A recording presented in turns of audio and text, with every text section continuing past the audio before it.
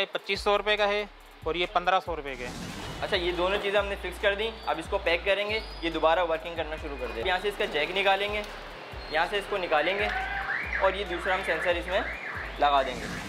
और ये जो है आपका अल्लाह भला करे इसमें 1000 वाट लेता है, ये 2000 से 3500 वाट लेते हैं। ये आपने शीशा खोला, यहाँ पे इसका वेरिएबल लगा हुआ है। हम इसके वेरिएबल को खोल लेंगे। तो फ़ैन वर्किंग नहीं कर रहा तो आप इसको चूल्हे को खोलेंगे, आप देखेंगे इसके अंदर कचरा तो नहीं है। इलेक्ट्रिक स्टोव आप सोलर पे भी चला सकते हैं। ये आपने निकालना है, सेंसर इसका निकालना है, ये हीटर निकाल लिया और ये वापसी स्प्रिंग के ज़रिए से इसको बिठाना है। आप 2000 रुपये खर्चा करके इलेक्ट्रिक स्टोव खुद रिपेयर कर सकते हैं, इसमें कोई रॉकेट साइंस नहीं है। जैसे ही मौसम सरमा आता है वैसे ही पूरे पाकिस्तान में गैस का मसला शुरू हो जाता है और अब रात का नहीं बल्कि दिन में भी बहुत से इलाकों में गैस की फरहमी मौजूद नहीं होती, जिसकी वजह से लोगों को खाना पकाने में, चाय बनाने में बहुत ही मुश्किलात का सामना करना पड़ता है। अब लोगों ने इसका ऑल्टरनेट सोचा और वो ऑल्टरनेट है इलेक्ट्रिक चूल्हे। मगर इन हॉट प्लेट और इलेक्ट्रिक चूल्हों के हवाले से मार्केट में बहुत सी कैस आराइयाँ हो रही हैं। कोई कहता है कि अगर इनमें ख़राबी आ जाए तो ये ठीक नहीं होंगे।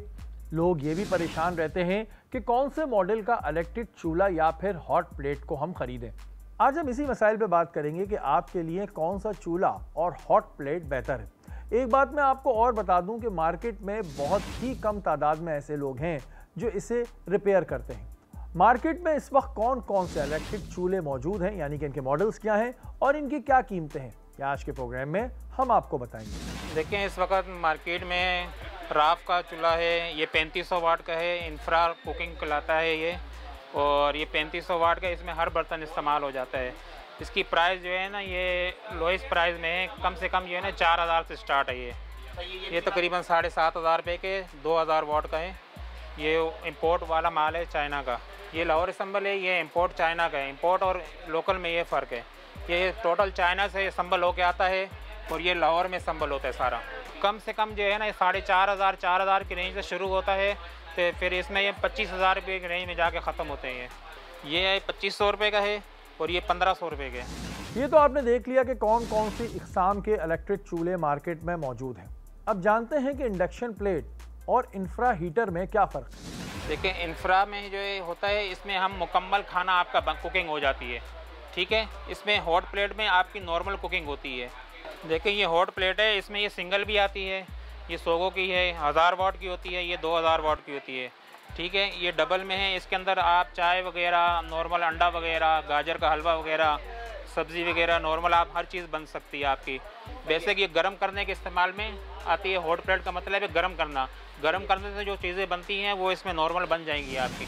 अब बात करते हैं अहम मसले की कि ये इलेक्ट्रिक चूल्हे कितनी बिजली इस्तेमाल करते हैं और किस हिसाब से बिजली कंज्यूम करते हैं, कि आपका बिजली का बिल कितना कम आएगा और कितना ज़्यादा।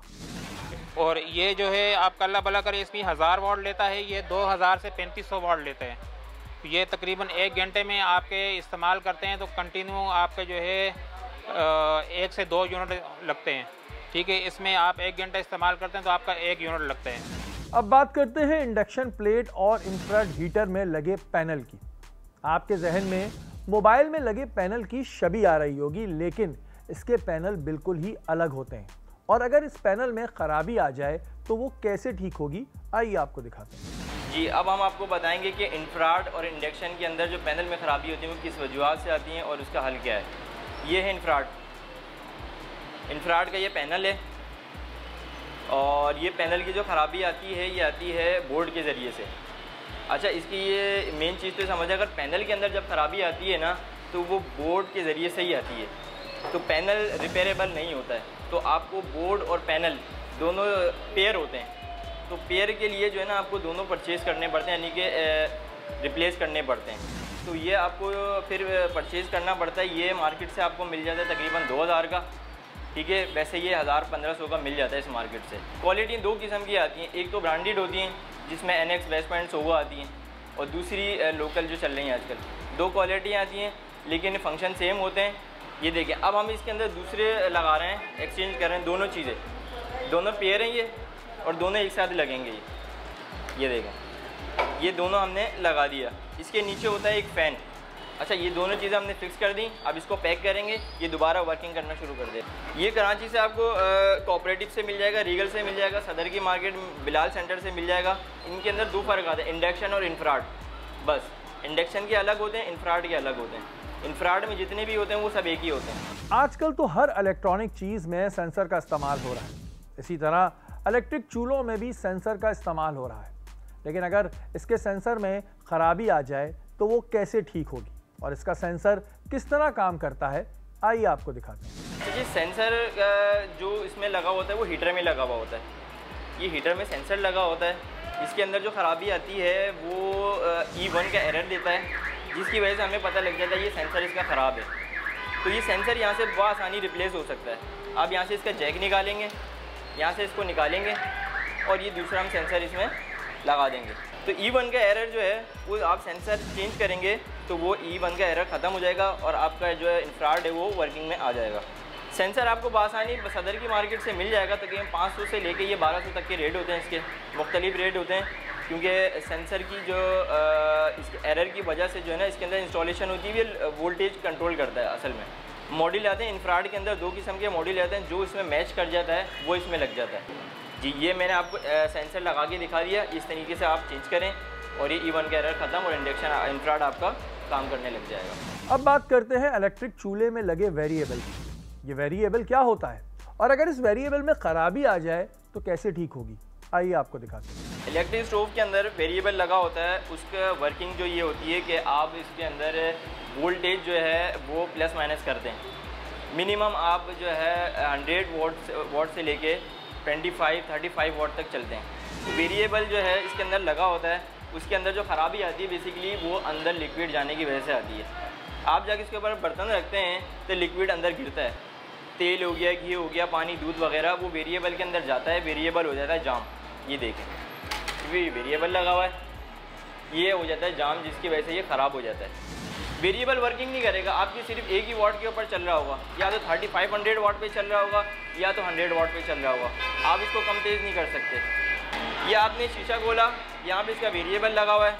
हम इसके वेरिएबल को खोल लेंगे। इसको खोलने के बाद जो है ना ये दूसरा वेरिएबल लगा देंगे और इसको नोब इसके अंदर बिठा के ये आपका वेरिएबल चेंज हो गया। ये बआसानी मार्केट से मिल जाता है। ये तकरीबन 400 से 500 तक का मिल जाता है। ये जैसे गाड़ियों में रेडिएटर फैन और CPU में कूलिंग फैन लगाया जाता है ताकि जब कोई चीज़ गर्म हो जाए तो वो इसे ठंडा कर दे, इसी तरह इलेक्ट्रिक चूल्हों में भी फैन लगाया जाता है। ये फैन कौन सा होता है, किस तरह काम करता है और अगर ये काम करना बंद कर दे तो क्या होगा, आइए आपको दिखाते हैं। अच्छा, इलेक्ट्रिक स्टोव में जो फ़ैन लगा होता है उसका बहुत बड़ा काम है। अगर आपका फ़ैन काम नहीं कर रहा तो उसके अंदर आपकी जो है ना इलेक्ट्रिक स्टोव जो है ना वो पिघलने का ख़तरा है। सबसे बड़ी बात ये देखें, फ़ैन जो है वो कार्ड के नीचे लगा होता है, ठीक है। अब कार्ड के नीचे लगने का मकसद ये हीटर है आपका, ये पूरा पैक है। जब ये हीट होता है तो हीट जो है अंदर ही घूम रही होती है, ठीक है। अगर फ़ैन नहीं लगा होता है तो ये जो पैनल है आपका पिघल जाएगा। ये प्लास्टिक की बॉडी है, पिघल जाएगी। 1 से 2 घंटे में आपका यानी कि इलेक्ट्रिक स्टोव पूरा पिघल जाएगा। फ़ैन लगा होता है तो इसको हवा देता है, ठीक है, हीट रोकता है। अच्छा, एक बात तो ये कि अक्सर ये होता है कि इलेक्ट्रिक स्टोव जब चल रहा होता है तो उसके अंदर फ़ैन रुक जाता है और कस्टमर को यानी कि जो इसको चलाने वाले उनको पता नहीं लगता। तो यहाँ पे जो है ना इसकी मैं आपको दिखा दूँ, एक जाली है, जाली के नीचे आपके फ़ैन लगा हुआ है। तो आप उल्टा करके इसको देख सकते हैं कि फ़ैन वर्किंग कर रहा है नहीं कर रहा है, या आप हाथ लगा के, ठीक है। अगर फ़ैन वर्किंग नहीं कर रहा है तो आप इसको चूल्हे को खोलेंगे, आप देखेंगे इसके अंदर कचरा तो नहीं है। उंगली से बआसानी घूम रहे हैं तो ठीक है, आप इसको वापस लगा देंगे। अगर ये जाम है तो आप इसके अंदर सफाई करेंगे, वापसी लगा देंगे। सिर्फ सफाई करनी है, उसको वापसी लगा देना है। अगर जाम है, अगर जाम नहीं है, घूम रहा है फिर भी ख़राब नहीं हो रहा, इसकी 2 वजूहत हैं। या तो आपका फ़ैन ख़राब हो गया है, या तो फिर ये कार्ड जो है आपका, ये कार्ड के अंदर मसला है। कार्ड रिपेयर होगा, फ़ैन ऑन हो जाएगा, उसके बावजूद नहीं हुआ तो ये फ़ैन आपका चेंज होगा। किसी इंफ्राड के अंदर 18 वोल्ट के लगे होते हैं, किसी के अंदर 20 वोल्ट के लगे होते हैं। तो आपने देखना है कि आपका फ़ैन 18 वोल्ट का या 20 वोल्ट का है, वो आपने निकालना है और मार्केट में चले जाना है और आपको ये फ़ैन एज इट इज़ मिल जाएगा, वापसी लगा देना है। ये तकरीबन 1000 रुपये का फ़ैन मिलता है आपको। आपने जैक जहाँ से निकाला उसी पर जैक लगा दिया आपने, और ये आपने फ़ैन की स्क्रू टाइट कर दी, उसके ऊपर आपने पैनल बिठा दिया। अब आपका फ़ैन लग गया और आपका इलेक्ट्रिक स्टोव काम करने लग गया। अब बात करते हैं एरर की। आज के टेक्नोलॉजी की दौर में डिजिटल चीज़ें आ गई हैं, जिसकी वजह से अक्सर हम देखते हैं कि चीज़ों में एरर आ जाता है। इसी तरह अगर इलेक्ट्रिक चूल्हों में एरर आ जाए तो उसे कैसे ठीक किया जाएगा, आइए आपको दिखाते हैं। अच्छा जी, इलेक्ट्रिक स्टोव के अंदर एरर आते हैं 4 से 5 किस्म के। वो आपकी स्क्रीन पे जब नंबर आ रहे होते हैं वहाँ पे एरर आ जाते हैं। सबसे पहला एरर आता है, इसके अंदर कॉमन एरर जो है वो है E4 का। वो तकरीबन 60-65% यही आता है E4 का। E4 का जब एरर आता है, जब आपके अंदर इलेक्ट्रिक स्टोव के अंदर जो है फ़ैन वो वर्क नहीं कर रहा होता। फ़ैन वर्क की वजह मैंने 2 बताई, एक तो फ़ैन आपका ख़राब होता है और दूसरा ये कि कार्ड जो है आपका PCB मेन कार्ड, उसके अंदर प्रॉब्लम होती है। तो आप फ़ैन रिप्लेस करेंगे या तो फिर आप कार्ड रिपेयर कराएंगे तो E4 का एरर बआसानी आपका ख़त्म हो जाएगा। अच्छा, दूसरा एरर आता है E1 का। E1 का एरर आता है आपकी स्क्रीन के ऊपर। जब आप इलेक्ट्रिक स्टोव लगाते हैं तो E1 का एरर फ़ौरन नहीं आता, वो आता है 5 मिनट बाद, 4 मिनट बाद चलने के बाद। वो एरर आपका आता है वोल्टेज, लो वोल्टेज का। लो वोल्टेज का जब एरर आता है आपके पास तो वो आता है मेन PCB से। वो भी आप PCB किसी भी रिपेयर करवाएंगे तो E1 का एरर आपका ख़त्म हो जाएगा। नेक्स्ट आपके पास एरर आता है E6 का। E6 का भी एरर 2 वजूहात की वजह से आता है, या तो आपका सेंसर ख़राब है या तो आपका PCB में रिपेयर होना है। तो E6 का एरर आपका ख़त्म हो जाएगा अगर आप ये रिपेयर करा लेंगे कार्ड, तो E6 का एरर भी ख़त्म हो जाएगा। मेन और आपका एरर आता है E5 का। E5 का एरर आता है आपका पैनल ख़राब है। अब इसका हल ये है, पैनल के साथ आपको PCB भी नई परचेज़ करनी पड़ेगी। आप ये दोनों पेयर नहीं लगाएंगे तो आपका E6 का एरर ख़त्म हो जाएगा। अक्सर आपने देखा होगा कि बिजली का वोल्टेज अप एंड डाउन होता रहता है और आपके घर में जो इलेक्ट्रॉनिक अप्लायंसेज होती हैं वो ख़राब हो जाती हैं। क्या इलेक्ट्रिक चूल्हे में वोल्टेज का कोई असर पड़ता है या नहीं? जी, असल में फ़र्क यूँ पड़ता है कि ये जो कार्ड वाली जितनी भी चीज़ें होती हैं ना, सर्किट वाली, ये लो वोल्टेज पे या हाई वोल्टेज पे उड़ जाती हैं। इनके जो कार्ड होते हैं वो जल जाते हैं, कंपोनेंट इनके ख़राब हो जाते हैं। तो इनको या तो आप बिल्कुल परफेक्ट वोल्टेज जहाँ पे आप समझते हैं कि 220, 230, 240 आ रहे हैं वोल्ट, तो आपका इंशाल्लाह ये वर्क करेगा। अदरवाइज़ अगर आपके जनरेटर पे चल रहा है या UPS पे आप चला रहे हैं तो ये उड़ जाएगा इसका कार्ड, क्योंकि जनरेटर पे और UPS पे जो वोल्टेज अप एंड डाउन होते रहते हैं, जिसकी वजह से आपका कार्ड उड़ जाएगा और इसको फिर आपको रिपेयर कराना पड़ेगा या तो फिर आपको इसको रिप्लेस करना पड़ेगा। इलेक्ट्रिक स्टोव आप सोलर पे भी चला सकते हैं, लेकिन जब आपका सोलर जो है वोल्टेज मेंटेन कर रहा हो, यानी कि 220 से लेके 240, 250 तक वोल्ट आपके पास आ रहे हैं, तो आप इलेक्ट्रिक स्टोव चला सकते हैं। अगर आपके वोल्टेज अप एंड डाउन हो रहे हैं तो ये नहीं चलाना, तो फिर ये PCB की उड़ जाएगी, कार्ड इसका ख़राब हो जाएगा। इलेक्ट्रिक चूल्हों में अक्सर आपने देखा होगा कि एक ग्लास लगा होता है जो अक्सर बेएहतियाती की वजह से या तो टूट जाता है या फिर चटक जाता है।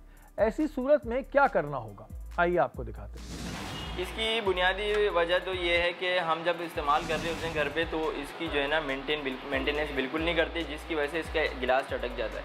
ये गिलास होता तो वैसे हीट प्रूफ है, लेकिन हीट लग के इसका गिलास जो है वो हार्ड होना शुरू हो जाता है। जब इसके ऊपर लिक्विड गिरता है तो हम इसको साफ़ नहीं करते।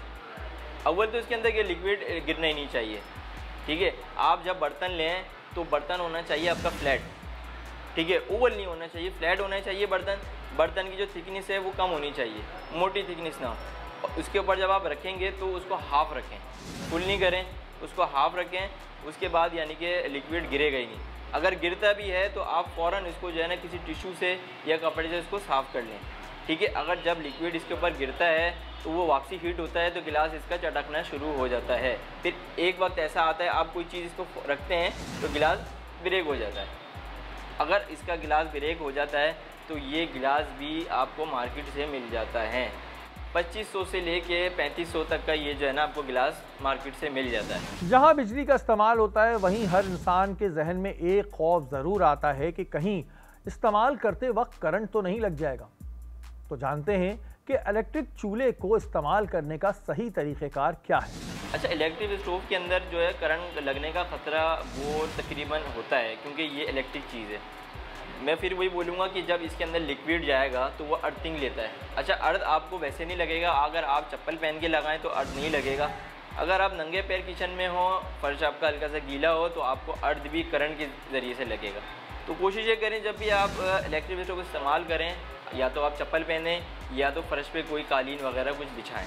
अब बात करते हैं इलेक्ट्रिक चूल्हे में लगे हीटर की, जिसकी वजह से खाना जल्दी से तैयार हो जाता है। अगर ये हीटर खराब हो जाए तो हमें कैसे पता चलेगा, और क्या ये हीटर जब खराब होते हैं तो ये रिपेयर हो सकते हैं या फिर इन्हें तब्दील ही कराना पड़ता है? अच्छा जी, इलेक्ट्रिक स्टोव के अंदर आपकी मेन चीज़ जो है वो हीटर है। ठीक है, हीटर जो होता है आपका वो 2500 वाट का होता है, यानी कि 2500 वाट का होता है ये। अच्छा, ये ख़राब जब हो जाता है तो आपके हीट नहीं देता, यानी कि आपका इलेक्ट्रिक स्टोव वर्क कर रहा होता है लेकिन हीट नहीं दे रहा होता, लाली पे नहीं आ रहा होता, रेडिश नहीं हो रहा होता, तो आपका हीटर जो है ना रिपेयरेबल नहीं होता। आपने हीटर जो है ना मार्केट से परचेज़ करना है, ये आपने निकालना है, सेंसर इसका निकालना है, ये हीटर निकाल लिया और ये वापसी स्प्रिंग के ज़रिए से इसको बिठाना है और ये क्लिप वापसी बोर्ड पे लगा देना है। ये हीटर जो है 1000 से लेके 1500 तक का मिल जाता है मार्केट से। अब बात करते हैं कुछ कारोबार की, कि गैस के चूल्हे रिपेयर करने वाला अगर इलेक्ट्रिक चूल्हे रिपेयर करना चाहे तो उसे क्या क्या चीज़ें सीखनी होंगी, उसको क्या क्या चीज़ें दरकार होंगी, इसमें कितनी लागत आएगी। आइए चल के आपको ये सब चीज़ें बताते हैं। इलेक्ट्रिक के चूल्हे बासानी ये रिपेयर कर सकते हैं, गैस वाले भी। उसके यानी कि आपको एक तो स्क्रू ड्राइवर चाहिए, एक आपको 60 वाट का आयरन चाहिए, एक सोल्डर वाट चाहिए और एक सीरीज़ बोर्ड चाहिए। ये आपको चीज़ें चाहिए तो आप इसका पीसीबी भी रिपेयर कर सकते हैं। अच्छा जी, आपने प्रोग्राम तो देख लिया है, अब ये कि आप 2000 रुपये खर्चा करके इलेक्ट्रिक स्टोव खुद रिपेयर कर सकते हैं, इसमें कोई रॉकेट साइंस नहीं है। ये तो बदल गया कारोबार का इलेक्ट्रिक चूल्हों पर हमारा आज का खुसूसी प्रोग्राम। आपने देख लिया कि इस वक्त मार्केट में कौन कौन से इलेक्ट्रिक चूल्हे दस्तयाब हैं, इनकी क्या कीमतें हैं। वो लोग जो आज भी गैस के चूल्हों के टेक्नीशियन हैं, उन्हें चाहिए कि वो इलेक्ट्रिक चूल्हों की रिपेयरिंग की तरफ आएँ ताकि उनके कारोबार में इजाफा होता रहे, क्योंकि वक्त बदल रहा है और आपको भी वक्त के साथ बदलना है।